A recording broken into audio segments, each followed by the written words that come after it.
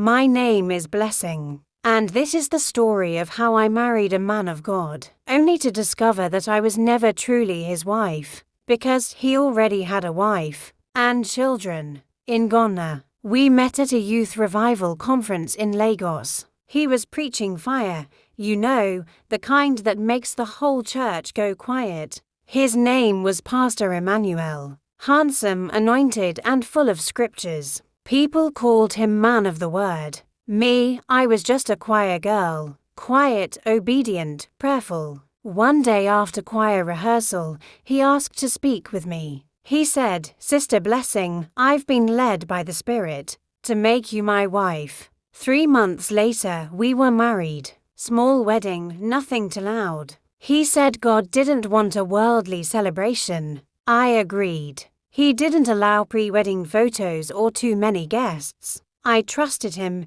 He was a pastor, after all. I moved into his house. Or so I thought. He said we'd only stay there until his new assignment came through. In the beginning, he was always busy. Revival here, deliverance there. I rarely saw him for more than a night or two. He never left his phone behind. He would never pray with me before leaving.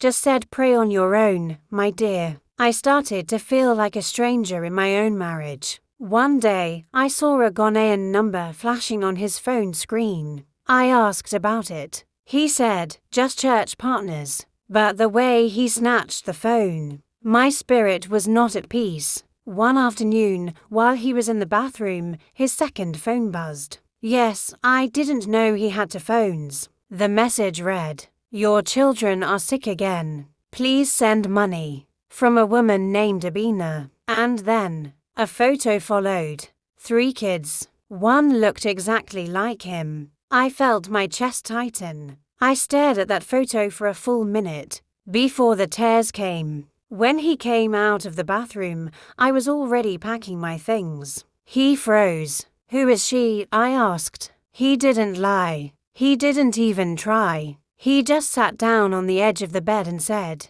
"She's my wife. My first wife. My real wife. In Ghana." I couldn't breathe. I said, "So what am I?" He said nothing. Tears ran down my face as I asked, "Why would you do this to me?" He looked me in the eye and said, "Because I needed papers to stay here. You were the safest choice." Safe. That's what I was to him. Not a blessing. Not a woman of God.